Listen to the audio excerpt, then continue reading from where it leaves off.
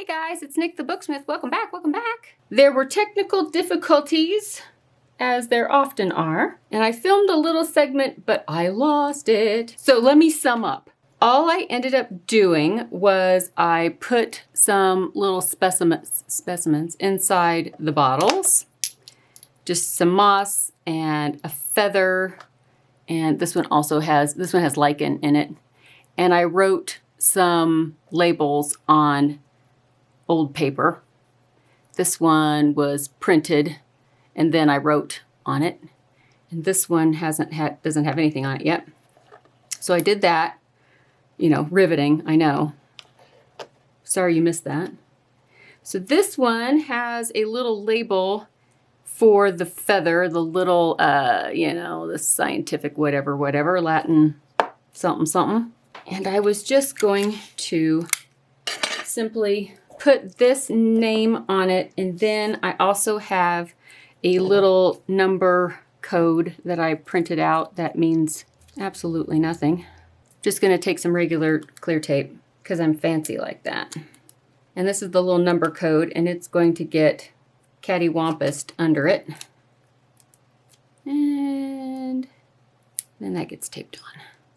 I think one of these lap books would be great for kids, like a place to keep different little things that they could sit and have quiet time, but they would have enough supplies inside their lap book, all the pockets and bottles, envelopes, that they could sit in a quiet place for 30 minutes. I don't know, it's your kid, not mine. My kid could sit for 30 minutes. I could never sit for 30 minutes, but my kid could sit for an hour at least. She was mellow yellow. She wasn't me. But I thought, what a great activity book this would be in different themes for different kids and different things that they are into. I don't know. I just thought of that the other day and I thought, oh, I would have loved that as a kid. So this one will just sit in here. And I tied twine around the little bottlenecks. I also glued on a label, the specimen book label, and this little Denizen tag. It's a label. So it started out just printed like this one. And then what I did was I took some of the glossy accents, or there's the dimensional one. I think Ranger has the dimensional one where it dries clear. And so I did that to this one, and then I bent it and cracked it so that it would look kind of old, like it was resin or something at some point. But anyway, I glued that there. I think I did something. Oh, I added page tabs. Just was all I did. No biggie on that one. And what else did I do? Nothing like catastrophically mind-blowing. Not that I do anything catastrophically but you know what I mean. I glued this label on, and it is one of the museum labels from the Expedition Kit. This one is also a label from the Expedition Kit, but I just stuck a brad through it so that it would spin, because it's got to spin, I guess. Over here. Oh, what I did here was, if you remember, this was just the gray folded over pocket. So I took one of the page tabs that I had and I folded it in half like thusly. And I sewed some stitching just on one side, and then it got glued around the end of this little flap. But I glued inside of here just a regular paper clip. And then here, I just took a scrap of some canvas, some yellow canvas. I sewed around the perimeter, and before I glued it down, I put a magnet underneath it, and then I glued it down. So it looks like it's sewed to the pocket. It ain't. There we go. Maybe a little closer. So then that way, this little flap with the paper clip on the inside attaches to the magnet that's underneath that. I replaced the buttons because they had shanks on them, so I replaced them with just flat back buttons. And then I added some labels here. So I didn't really build anything anything except for maybe, no, that really wasn't built either. So it wasn't anything complicated. One thing I did do afterward, if you recall, under here, I wanted to put these little pockets for the specimen slides. And what I ended up doing was I took 9 of them and I attached them, and I'll show you kind of how I did that. Let me find, here it is. I wanted thumb holes. So with this little 1-inch punch, I punched little thumb holes. And then I just stacked them one behind the other and attached them with these little flaps that are on the back, just attached them to the bottom of the one behind it. It didn't take much glue.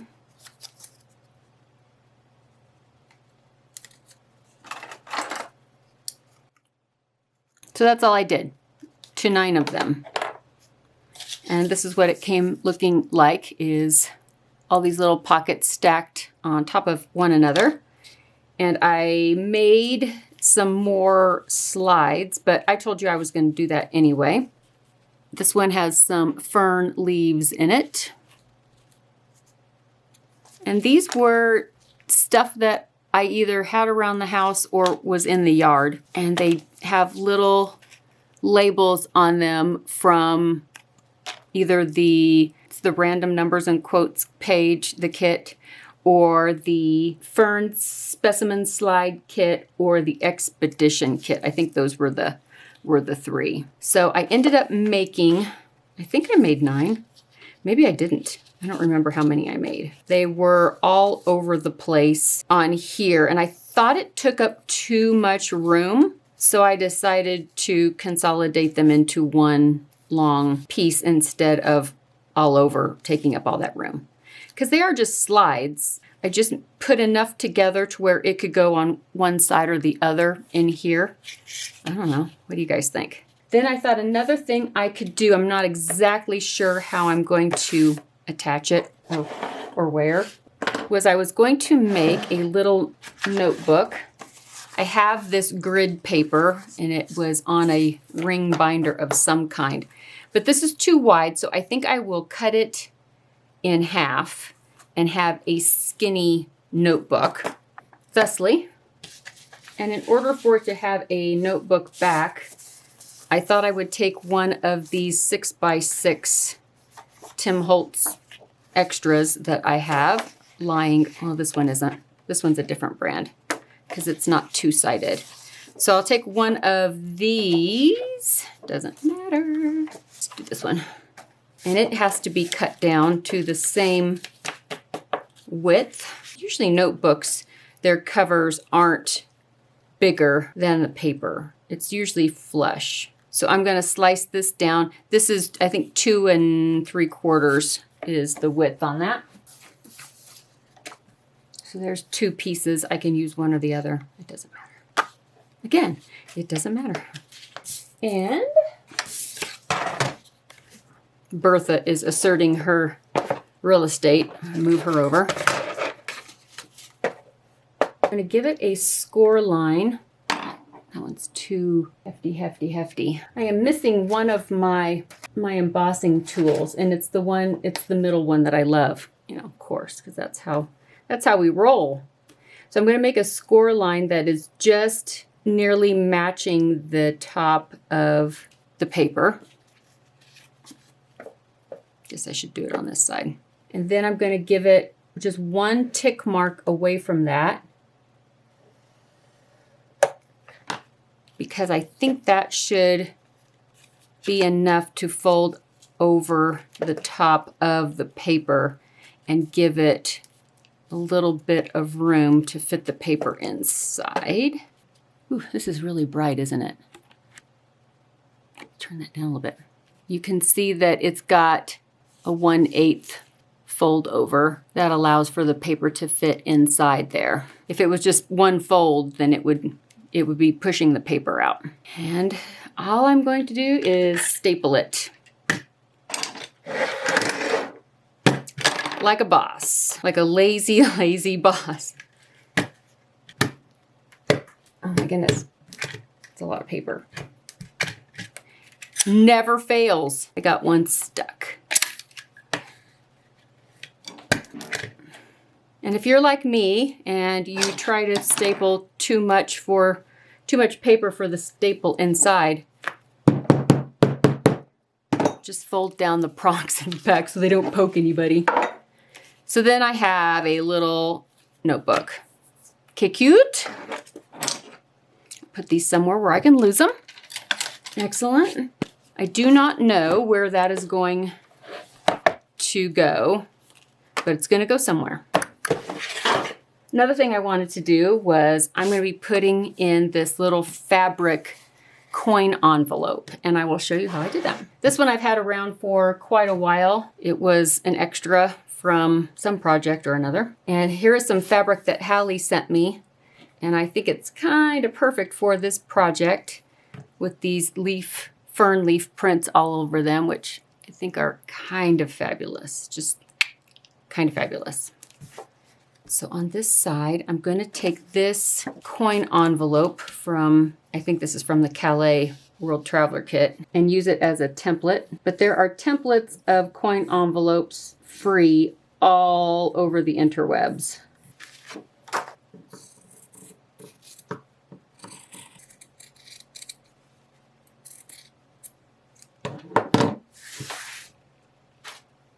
If you are concerned about your fabric raveling, if you don't want that to happen, you could either use some Fray Check, or you could take some watered down Mod Podge or just school glue and a paintbrush or your fingers or something. Just dab it along the edges and that will stop all of the fraying. What I did was since you can't sew it closed, of course, these stitches are going to be purely decoration. I stitched along the top flap and I stitched along the bottom flap, so here and here, and then whichever side is going to be folded over the other, I stitched down just one side of it. So you can do that as well. You can figure out which side it's going to be. It's usually the longer side folds over the shorter side. So if you wanted to start your stitching here, and stitch up and over and around, and then you could stitch down and down and down and then across, but then you don't need to do this one flap if you don't want to. And then that way it's one continuous stitch line instead of breaking it all up. So I'm going to go do that. I will be right back. So that's what I did. I just sewed around this whole edge.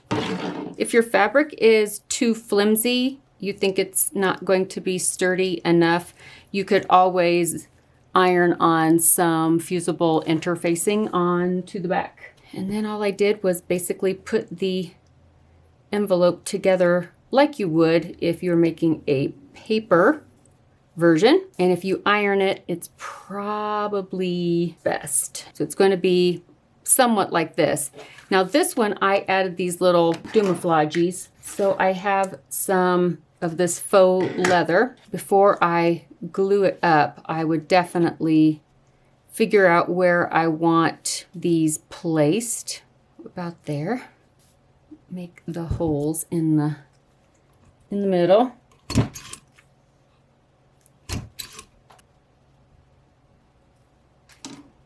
Mark those with a pencil.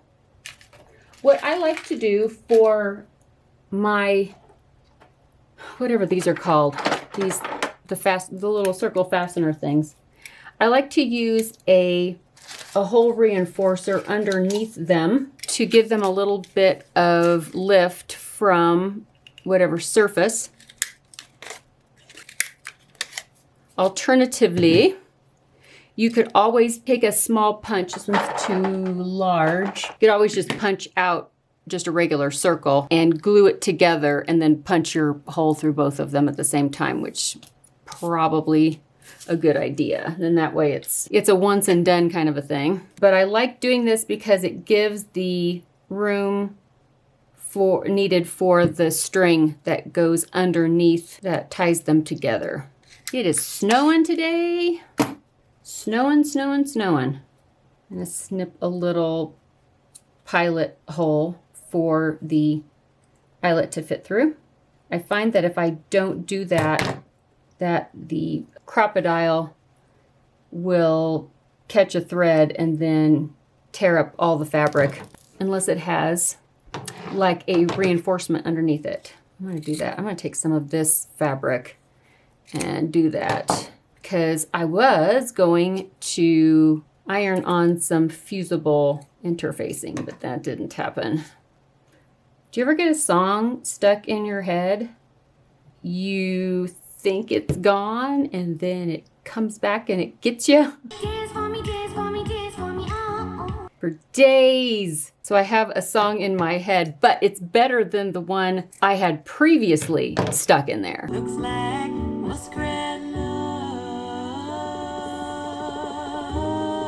there are worse things. If you really hate the song that's in your head, it's worse than having a song in your head that you actually like. Of course, having it play over and over and over makes you maybe not like it as well. I could have used paper too for the backing for the little reinforcement. I'm just going to put the eyelet through and then through the fabric and set it in there and squeeze. This is some pretty loose woven fabric, so it is prone to unravel like nobody's business. The interfacing would have solved a lot of problems. Next time.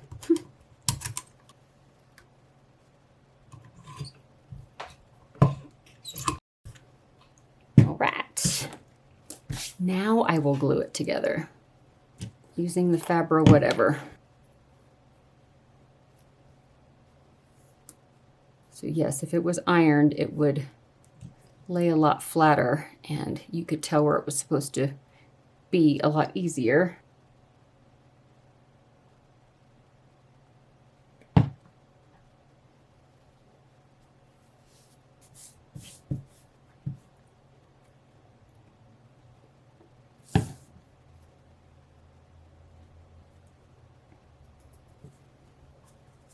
So I think that looks pretty great. And then all it needs would be some twine, string, etc., etc. Oh, update on the kitty, Miss Mimi, that you met last time. So when I took her, well, when my husband dropped her off at the rescue, we were going to have her checked out, make sure she wasn't chipped and all that stuff. That's what they do. I just told them that if she's not chipped, like nobody has reported her missing, that kind of thing, I said, go ahead and give her shots and spay her. We found out that she was chipped. That was awesome. And she was also spayed. So yay. Her owners apparently live, I mean, they don't tell you where the rescue didn't tell me where they live. I didn't ask. But they live fairly close, and I guess this happens every once in a while. She goes walkabout, finds friends, which is totally cool with me because she comes over here and sees us. So it's the best of both worlds. What I imagine being a grandparent would feel like. You don't have to worry about all the stuff that the parents do. You just get to enjoy them and spoil them because they went and picked her up and everything. The next morning, she was at the back door saying, "Hi, how you guys doing? Want to play?" So it's kind of cool because we get to play whenever she walks over here and wants to visit. We know that she's taken care of and we don't have to worry about her being a stray or having a bunch of kittens or anything. So I'm kind of jazzed about that. I really didn't want another cat right now. So here is the little envelope, such as it is. Okay, so that is what I did. The only thing that I probably should consider is where I want this to set in relation to this back board inside. Where do I want the coin envelope? Where do I want the little notebook? One thing I did consider would be putting the envelope on the reverse side of maybe this. Would be kind of a, I don't know, kind of a cool thing. There's room for it in there. As far as the notebook is concerned, since it has this cardstock back, I could make something for it to slip into so that it can be taken out, but it won't fall out. Oh, there's the cat again. See, this is why I don't need another cat, because I already have that one. And she's like having 5 cats. 5 cats. She's the noise of 5 cats. So either this goes over on this side or it goes over here on this side. I could put this, I don't know if it'll fit. I guess it does fit. And I have that one too. I have the smaller one of that. And I suppose I could make another run of these guys to go up this side with another row of specimen slides. You know what I'm saying? I have one of these from a former project as well. This is a piece of the eco printed paper that I did a couple of summers ago. It was 4 inches this way, like 2.5 this way. And then I just folded it in half, but I cut a window out of the front. And before I glued it together, I put a piece of acetate for the window. And then this is one of the wings. Wings, is it the second? One of the Wings DigiKits, it'll be down below, that I printed onto tracing paper, and then I did the glassine technique and I put it underneath to make it kind of look like its own little slide. And then I put the label and another label on the back. I could put an eyelet in it and it could be a little hangy chain thing somewhere. What I have is I have one of these pairs of fold out scissors, because if you're going to be collecting little leaves and specimens of all sorts, I figured you're going to need some type of cutting instrument. And these fold up nice and they could fit in this larger pocket. I also have this magnifying glass. It's a pretend one. And it could fit up in this taller pocket. That fits on there. And then this could have something in it. I don't know what. So I will decide if I'm going to be making more of these for another row of these. I think I like them on either side of the library pockets. I don't know what I'll put in this one. But as for now, I wanted to just catch you up on the video segment that I don't know what happened to it. It's just gone. Got sucked into a black hole of nothingness somewhere. But I hope you guys are having a good time. If you're making a lap book, I hope you are having more progress than I am. But maybe every once in a while, something that I show you gives you a little bit of inspiration as to something that you might want to do next. So I am going to get back to work. I will let you guys make comments down below as to what you think about this situation. Another thing I was thinking about is if you are concerned about using file folders for the spines, you can always use fabric instead, like we did for this. Or you could use this, if you like this texture, you could always glue like a thin fabric on the back of it.